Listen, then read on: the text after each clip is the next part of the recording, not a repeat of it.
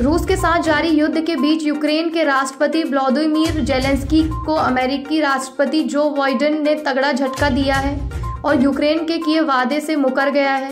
Joe Biden ने Ukraine को F-16 fighter jet देने से इनकार कर दिया है। बता दें कि यूक्रेन के रक्षा मंत्री ने पिछले हफ्ते कहा था कि युद्धक टैंकों की आपूर्ति हासिल करने के बाद अब वह पश्चिमी देशों से चौथी पीढ़ी के लड़ाकू विमान जैसे US से F-16 को लेकर बातचीत को आगे बढ़ाएंगे।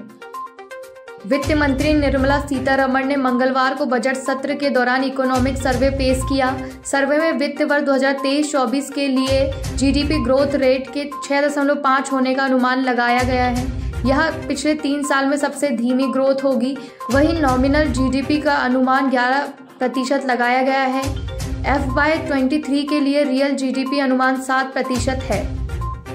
कर्नाटक के पूर्व मुख्यमंत्री BS येदियुरप्पा ने सोमवार को चुनावी राजनीति से हटने का ऐलान किया। प्रेस कॉन्फ्रेंस के दौरान उन्होंने कहा कि वे आगामी विधानसभा चुनाव नहीं लड़ेंगे और न ही भविष्य में उनकी कोई चुनाव लड़ने की इच्छा है। येदियुरप्पा ने कहा, मैं अभी 80 साल का हूं, मैं चुनाव नहीं लड़ सकता। हालांकि बाद में उन्होंने साफ किया कि वह सक्रिय रूप से राजनीति में बने रहेंगे। दिल्ली के मुख्यमंत्री अरविंद केजरीवाल को जान से मारने की धमकी मिली है। मीडिया रिपोर्ट के मुताबिक सोमवार देर रात 12 बजे कॉल करके ये धमकी दी गई। सूचना मिलते ही पुलिस ने छानबीन शुरू की। कुछ समय बाद ही आरोपी का पता लगा लिया गया।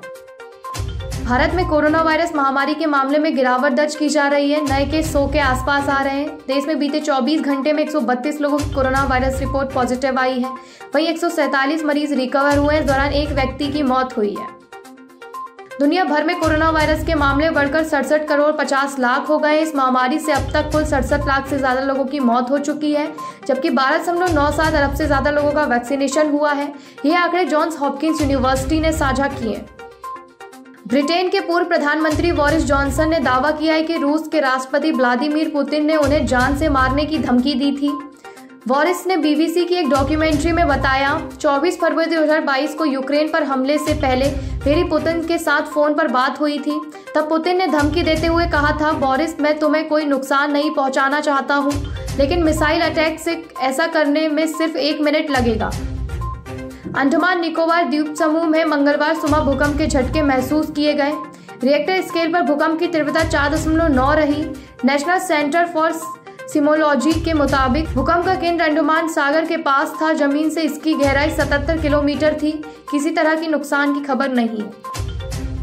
हिमाचल के ऊंचे क्षेत्रों में भारी बर्फबारी ने लोगों की दुश्वारियां बढ़ा दी है। प्रदेश में 496 सड़कें और 908 बिजली के ट्रांसफार्मर 2 दिन से ठप पड़े हैं। सड़कें अवरुद्ध होने से आवाजाही पर असर पड़ा है। DTR बंद होने से सैकड़ों परिवार अंधेरे में हैं। बिजली के बगैर लोगों को कड़ाके की सर्दी में अधिक परेशानी झेलनी पड़ रही है। अडानी ग्रुप के चेयरपर्सन गौतम अडानी दुनिया के टॉप 10 अमीर की लिस्ट में से बाहर हो गए हैं। ब्लूमबर्ग बिलियनर्स इंडेक्स के मुताबिक एक दिन में अडानी को $8 बिलियन का नुकसान हुआ है। 29 जनवरी को उनकी नेट वर्थ 92.7 बिलियन थी, जो सोमवार को घटकर 84.4 बिलियन पर आ गई है। इससे अडानी इंडेक्स 11वें स्थान पर आ गया है।